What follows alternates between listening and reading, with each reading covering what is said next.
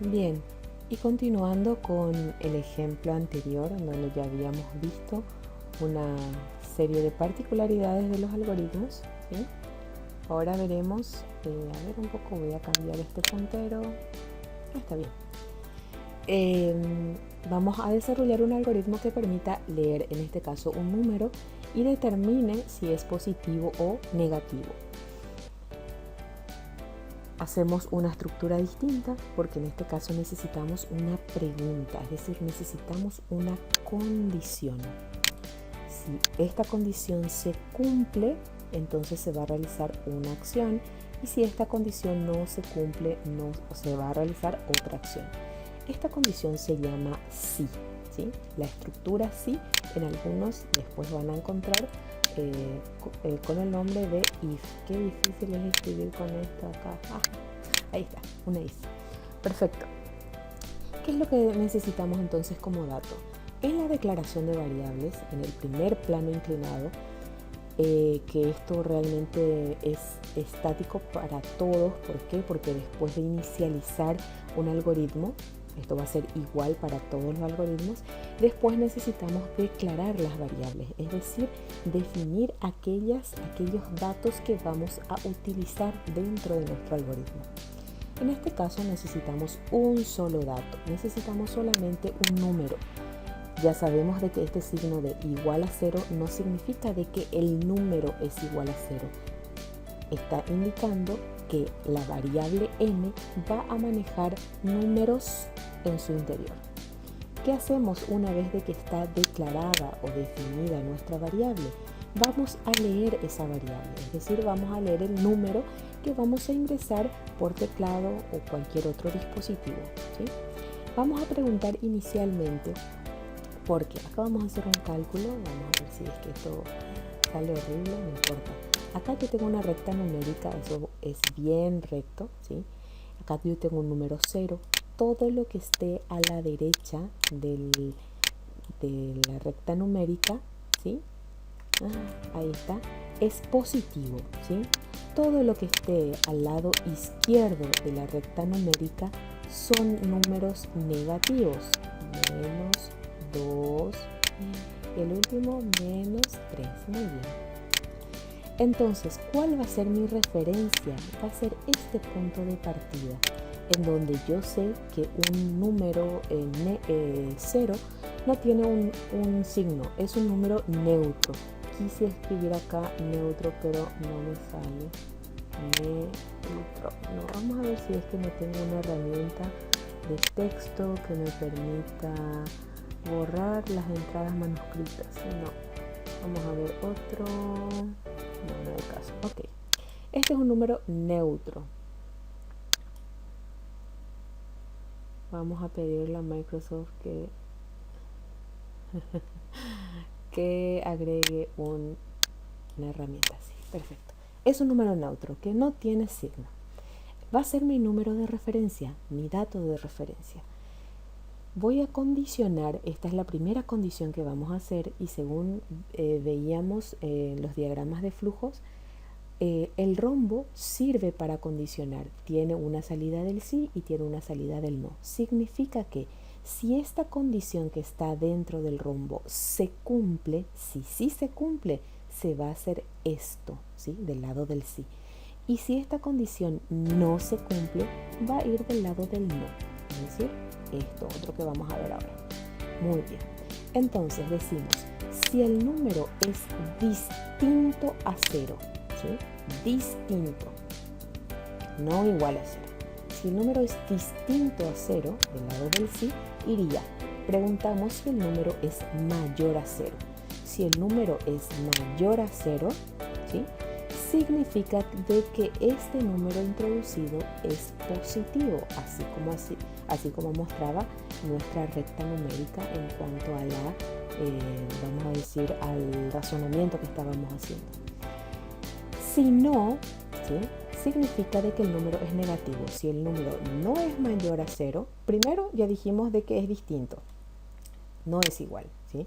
Si el número es mayor, significa de que el número es positivo. Si el número es menor, significa de que el número es negativo. Entonces, en cualquiera de los casos. Es decir, si el número es positivo, va a ir a un fin, ¿sí? Va a ir a un fin. Esto pasa porque copié y pegué lo que estaba ahí arriba, ¿sí? Pero me encanta esto de poder corregirme a mí también. Ok, si el número es positivo, imprime este mensaje y se va a un fin. Y si el número es negativo, también imprime el mensaje y va a un fin. Finaliza el algoritmo, cuya característica es que tiene que ser finito. Perfecto. Otra de las variantes que vemos aquí es de que en el ejercicio anterior nosotros habíamos puesto este símbolo de impresión, pero no le habíamos escrito, ¿sí?, a la R de resultado entre comillas. Eso significa que queremos imprimir un dato. La R, que estaba en el ejemplo anterior, no tenía comillas y por lo tanto nos imprimía el valor que contenía esta variable R. Sin embargo, esto que está aquí, número negativo, es un mensaje y sí va entre comillas. Todo lo que sea mensaje va a ir entre comillas, todo lo que sea dato que queremos mostrar va a ir sin comillas. Muy bien, esto sería entonces si es que el número es mayor, repito, a 0, positivo, menor, negativo. Ahora, si el número no es distinto de 0, si no cumple esta condición, significa de que el número es igual a 0. Por lo tanto, se va a imprimir número neutro y va a ir también a un fin. Hagamos la prueba. Estamos en inicio, decimos de que vamos a utilizar una n y le pedimos leer n, ¿sí? En este caso, n es igual a menos 12. Pregunta, ¿menos 12 es distinto de 0? Sí es distinto de 0. Va a preguntar, ¿menos 12 es mayor que 0? No es mayor que 0, por lo tanto va a ir de este lado y va a imprimir número negativo y va a ir a un fin. Vamos a hacer el siguiente ejemplo, ¿sí? El siguiente ejemplo con 15. En la lectura se inicializa, repito, se asigna o se declara el número, la variable n que va a trabajar con números, y se pide que se lea el número en cuestión, la variable n en definitiva. ¿Cuánto vale mi variable n? Vale 15. Pregunta, ¿15 es distinto de 0? Sí es distinto de 0. Va a preguntar, ¿15 es mayor que 0? Sí es mayor que 0, por lo tanto va a ir de este lado. Va a imprimir un mensaje, el número es positivo y va a ir a un fin. Por último, veamos, con el dato 0, se inicializa, se dice que se va a utilizar esta variable n que va a ser numérica y se lee el número. ¿Cuánto se lee? Se lee 0. Pregunta, ¿0 es distinto de 0? No, no es distinto de 0. Entonces viene de este lado y dice número neutro y finaliza nuevamente aquí en el fin con la elipse. Su pseudocódigo sería iniciar, ¿sí?, el primer punto de inicio, iniciar, terminación, ir, infinitivo. En el segundo, declarar, me falta la R, ¿sí? Declarar n igual a 0, significa de que vamos a tener un dato que se llama n y que va a manejar números. El siguiente, la lectura, sería leer n y preguntar en el cuarto si n es distinto a 0, entonces, si n es distinto a 0, entonces, del lado del sí, ¿qué vamos a hacer? Vamos a preguntar si el número es mayor a 0. Vamos a preguntar aquí, si n es mayor a 0. Entonces, no se olviden de poner esto también. ¿Qué se hace si el número es mayor a 0? Se imprime o escribe. Escribir o imprimir pueden encontrar de manera indistinta, ¿sí?, en libros de referencia que yo también les voy a dejar en la plataforma virtual, ¿sí? Imprimir o escribir número positivo. Estamos del lado del sí. Ahora, si no, es decir, si no se cumple esta condición, va a ir de este lado del no y va a imprimir el mensaje número negativo. Nuevamente va a ser una impresión de número neutro en el caso de que no se cumpla esta condición que está aquí, ¿sí? Esta primera termina aquí. Esta que estaba más grande, que hicimos primera, su si no está aquí y su imprimir número neutro está acá.